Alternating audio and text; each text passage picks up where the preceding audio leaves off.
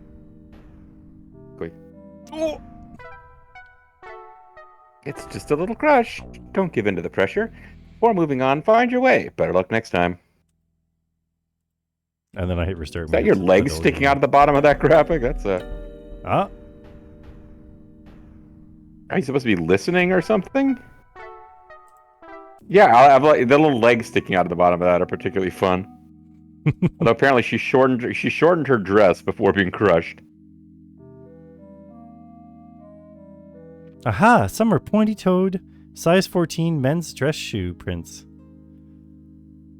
And impressions made by a size 8 woman's shoes. And size 12 men boots. I've recognized these tread patterns from Mr. Richard's other boots. The 3 sets of shoe prints are the freshest after all. Now, I need to track these shoe prints and discover where they went. They didn't head up this path. They kept moving eastwards. Oh, man. I didn't know there were other ways here. I gotta see. Okay, yeah. Oh, I was hoping to just, yeah, load. Am I correct?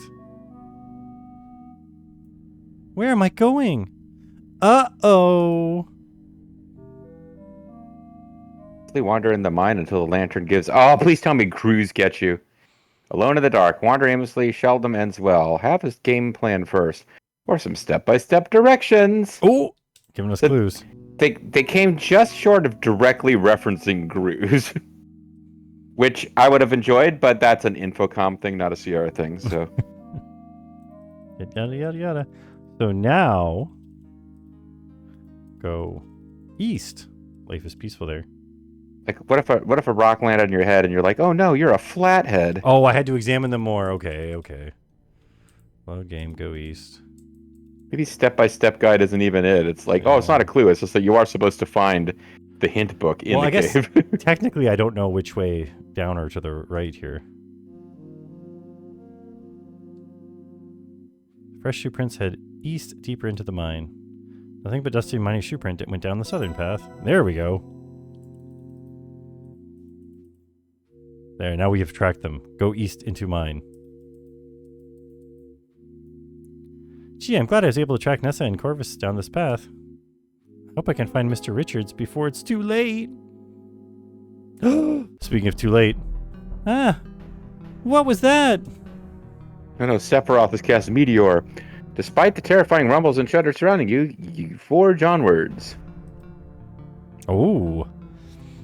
This could be an end screen right here. Just as you reach the firelit cavern, your lantern goes out. It's kind of convenient because it means they won't detect you. Oh no. The lantern is out of oil. There's no turning back now. Sign your will, Evan. Crap, how do you talk again? He talked like Mr. Richards. He's like, it's not my fake will. Oh, yeah, he talked like me doing the voice of the guy who was the evil miner. It's not my fake will, you mean? Oh, that's right, I do remember how I talk now, thank you. Clap. If you're so smart, why don't you just force Pa's will? Then you wouldn't have had to come up with this dumb scheme. Cockamamie, in fact. If you were still so smart, you'd know that Pa's lawyer is still alive. He'd pipe up quick if an actual will from his client came out of nowhere. No, what a stupid fool you are. But this is a perfectly suitable backup plan. It's much easier to forge your will. If you do as you're told, I'll let you die quickly. Otherwise, you'll starve to death in the dark. So she's his sister, right? And we'll forge your signature anyways. Yes. And I feel like her lawyer probably needs to retake the annual ethics training. Nature's onto you. You won't get away with this. Yeah, no, I just pointed your rage towards her once you get out of here. Hey, yeah, that'll work. We'll see about that. It'll be her word against ours. And not that many people will hear her words after we brutally murder her. I have to rescue Mr. Richards. It's in the asterisks, you know, she's just thinking it. My first order of business is to distract Corvus. Oh, and when she says it between two X's, that means she's mumbling it. I need to direct Corvus's attention elsewhere. I feel like we need to save and game over a few ways here, don't we? Yep. What if I misdirect him down the other passage? Oh. What if I fool him by causing him to examine false footprint leads? Ladies do not raise their voices unless it's an emergency, of course, or when nobody's listening to them. In those cases, shouting does help. But you're not actually going to do it. We're just having fun. Ooh! This is a particularly good place to conceal myself should Corvus happen to turn his head this way. Let's just go this way. Oh, it's like a Scooby-Doo thing now. Oh, I guess we're all going to die. Nope, just you. Nope, just you. What was that? Just another cave-in. Sounds like Nancy went through the wrong path. Rock and hard place. You're stuck behind a wall of rubble. No one can hear your cries for help, which you didn't make, even though you specifically asked us to have you yell. How are we doing for time here? We got a couple of deaths in us. Oh. Hands up. And then we just kick him in the... Oh. Size you up. We have to get out of here. Maybe Nancy was followed. Yes, we do. Oh, Any last words, anyway. Brother dearest? Yeah, my final words are to Nancy. What the hell were you doing? He goes, sister. And she goes, long live the king. Throws him down to the gazelles. For you. Nessa takes a handful of crushed almonds from the table. Oh, this is cruel. She then stuffs the almonds in Evan's mouth. She's like, I'm going to kill my brother this way, but for you, Nancy, do you know how to choke on almonds? Yeah, choke on these nuts, Nancy. Cloud. Oh, wow, that was fast. She's got fast-acting nuts. Nessa, what have you done? What does this mean? I should have done that a long time ago. Goodbye, Nancy. Corvus takes the lantern and follows Nessa out of the cavern. You're left in the darkness listening to Mr. Richards gasp his last breaths. This is an extended game over unless we can win from this position. I'm sorry, Mr. Richards. All you can do is wait. Feels like eternity. And then... Footsteps? I'm in here, help! Nancy! Is that you, Mr. Richards? Ranger Murdoch! Why, I've come to kill you. Nancy. Mr. Richards is dead. Let us get you out of here. And don't worry, Mr. Richards is part of our plan to catch those two. He's actually alive. It would have been funny if everybody just came on screen and they're just like, Nancy, we're just here to tell you how disappointed we are. Jack comes out. Well, this is what you deserve, Nancy. We're going to feed you nuts you're allergic to. Ranger Murdoch takes out a pocket knife and saws through the ropes that are binding you. Thanks.